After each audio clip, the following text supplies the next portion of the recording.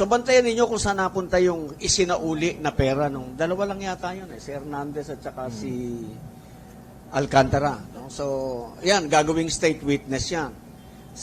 So, tingnan lang natin saan napunta yung isinauli, saan nakatago, paano nila tinago yung pera na yon, saan nila nilagay.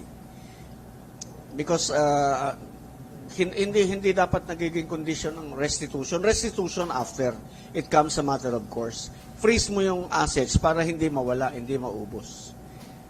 Hanapin mo yung bahay kung saan nakatago yung mga pera. Kasi wala na yata sa bangko yung mga perang yan na nasa bahay-bahay. Hindi natitrace yun, siyempre, kung saan tinago. Pero mahahanap mo yun yung nung araw merong pyramiding nakita yung bahay sa Ayala Alabang.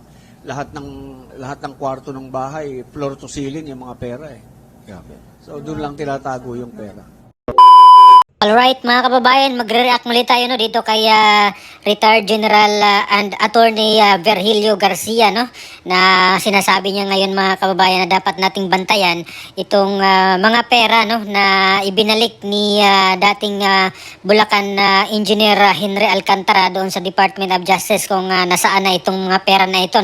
Matandaan natin na yung unang pagbalik niya ng pera o yung unang isinauli niya na pera doon sa DOJ ay nagkakalaga ng 110 million mga kababayan at nasundan pa ito few weeks ago lang yata yun kung matatandaan natin, parang nasa 71 million yung kanyang pangalawang ibinalik mga kababayan ang kanyang i-turn over dito sa gobyerno mga kababayan. So bali umabot ng 181 million yung kanyang ibinalik ng mga pera mga kababayan. Grabe, million po ito mga kababayan na mga pera na doon sa mga project nila sa flood control mga kababayan at yun nga po yung tinatawag nila na restitution mga kababayan, although sinasabi dito ni Attorney Garcia, retired General and Attorney Virgilio Garcia na nauna pa daw yung restitution although dapat daw mahuli ito mga kababayan para ma-phrase lang dapat una yung mga assets nila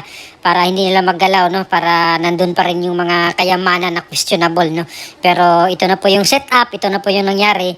Isinauli ni dating engineer doon sa Bulacan si Henry Alcantara yung mga pera mga kababayan at grabe, Diyos ko, ang laking pera na po yan mga kababayan at naniwala pa ako na hindi lang po yan talaga yung mga pera yung nagamit nila or nakuha nila mula doon sa mga flood control projects mga kababayan. Dahil kung matatandaan natin, during nung hearing sa Senate Blue Ribbon Committee at pati doon sa lower house din sinasabi nila na nagdala po sila ng mga pera doon sa casino para ipatalo mga kababayan at meron pong nagsalita or may mga sabi-sabi na kaya nga po daw nila pumunta doon sa casino para maglaro mga kababayan para hindi daw po sila matrace ng AMLAC, para malinis daw yung transaction kasi pag nasa casino daw mga kababayan parang hindi na daw ata matrace ng AMLAC yung trail mga kababayan ng pera kung saan nanggaling or saan napunta. Yung ko lang kung totoo yan mga kababayan, naririnig lang natin po yan sa ibang mga tao yung mga ganyang proseso ng mga kababayan. So balik tayo dito sa kay Henry Alcantara, although dalawa po ito sila doon sa Bulacan na tinatawag nga itong BGC Boys mga kababayan sa Bulacan na group contractors at meron pa yatang yung isang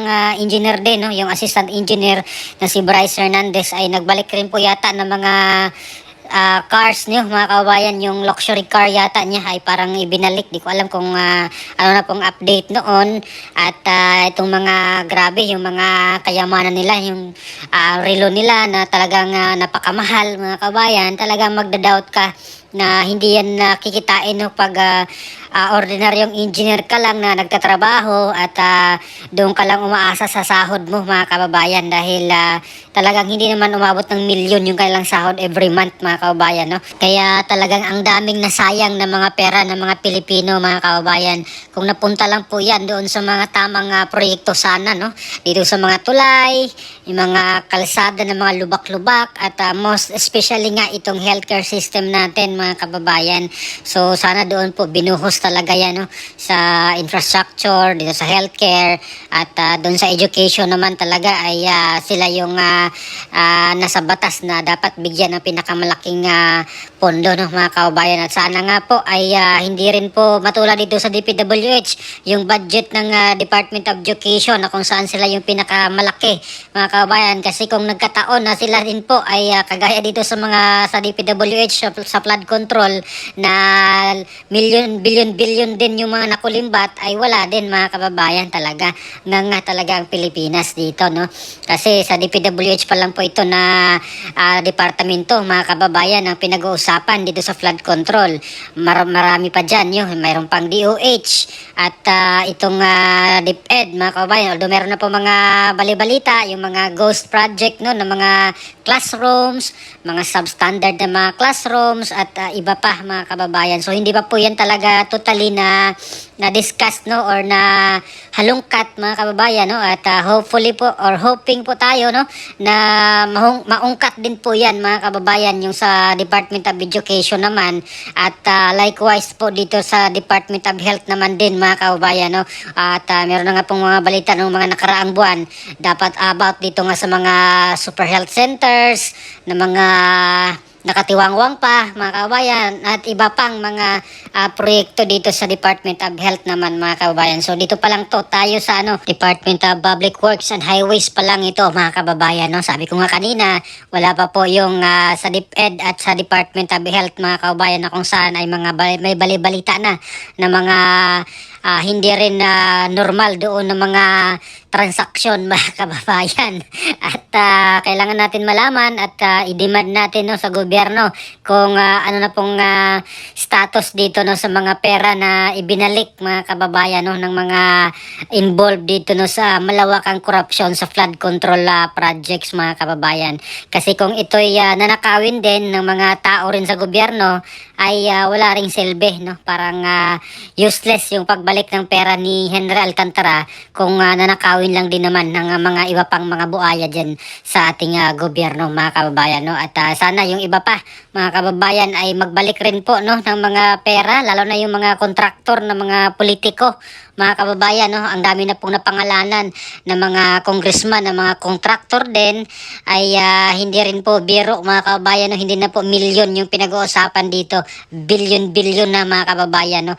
Ilang billion yung kanilang nakuhang worth of projects dito sa kanilang pangungontrata, mga kababayan. Sila yung congressman, sila rin yung contractor, ay talagang doble-doble yung kita, mga kababayan nila. Paldo-paldo ang mga congressman na mga contractor, mga kababayan. So grabe ang nangyayari, no, sa ating gobyerno, mga kababayan. Sa tingin ko talaga dapat i-abolish na yung kongreso, yung House of Representatives, kasi ang laking sayang ng mga pera ng mga taxpayers, mga kababayan, mapunta lang doon sa kanila. Paldo-paldo sila, grabe yung kita nila, mga kababayan. Ang laki, samantalang tayo mga ordinaryong mga Pilipino, ang hirap kumita, mga kababayan, no? Kaya hindi ka po talaga magtaka na during election period ang daming magpapatayan dyan, mga kababayan, no? Ang daming magbibili ang daming bumibili ng boto, sila lang para sila yung manalo sa eleksyon. Dahil dito pala, mga kababayan, no, ang katotohanan, dahil dito sa makukulimbat nilang pera, no, yung sahod nila, mga kababayan, hindi naman talaga yun yung kanilang habol, kasi yung sahod nila, palagay natin nasa 250,000 hanggang 300,000, no, mga kababayan, sabihin natin. At yung sahod nila ay hindi naman talaga yun yung kanilang hinahabol. Dito talaga sa mga pork barrels na ito, no, na million. At yung termino na nga po nila ngayon, allocables na, mga kababayan. Kaya grabe, itong mga politiko natin dapat i-abolish na yan. Malaking sayang lang sa pera ng taong bayan yan. Kung lahat yan, no, mapunta doon sa mga proyekto, ay talagang uunlad ang Pilipinas, mga kababayan. Just like doon sa iba pang mga bansa, no, sa Middle East, sa sa Singapore, at sa Vietnam, no, naungusan na tayo ng Vietnam, mga kababayan. Sila talaga mauunlad na bansa, no, lalo na doon sa Dubai, no, mga kababayan, sa Abu Dhabi, sa Middle East, sa Qatar. Grabe, nakakainggit, mga kababayan, yung kailang progress ng kanilang bansa dahil yung corruption talaga ay hindi gaya dito sa atin na talamak, mga kababayan. Yung magpapalugmok sa atin, no, itong mga politiko na mga kurakot, mga kababayan. Kaya dapat abolish na po itong mga congressman na ito, yung House of Representatives at maging dito sa Senado, mga kababayan, dahil yung kanilang trabaho naman talaga ay gagawa lang ng batas. Pero bakit humantong sa ganito na sila na po yung magnanakaw, no, ng pera ng kaban ng bayan, mga kababayan, at hindi po napanagot, no, or walang mananagot dito sa mga kawatan na ito hanggang ngayon. Malayang malaya pa rin sila, mga kababayan, no. Samantalang pag ikaw ay mahirap, pag magnakaw ka ng kahit 100 lang, ay nako, kulong ka na agad, mga kababayan. Walang kuskus balungos, kulong ka na agad. Pero itong mga buaya na bilyon-bilyon, yung mga ninanakaw, ay talagang malayang-malaya. Ang sarap ng buhay, mga kababayan. Palipad-lipad na lang, no, ng ibang bansa doon na magtago, mga kababayan. At yung iba pa ay andito pa sa Pilipinas. Kaya ano po masasabi nyo dito, mga kababayan, no? Kailangan ba natin malaman kung nasaan napunta yung mga ibinalik na pera ni Henry Alcantara, no, at yung iba pa ng mga sangkot dito, baka magsauli rin ng pera, mga kababayan, lalo na yung mga kontraktor na malaki po yung nakulimbat, no, mga kababayan. So alamin natin kung saan napunta ito mga pera na ibinalik nila, baka mamaya ay manakaw rin naman ng iba pa, mga kababayan. Kaya useless lang yung ating paghabol, no, doon sa kanilang mga ninakaw na pera. So please comment down below. Maraming salamat. God bless po sa ating lahat.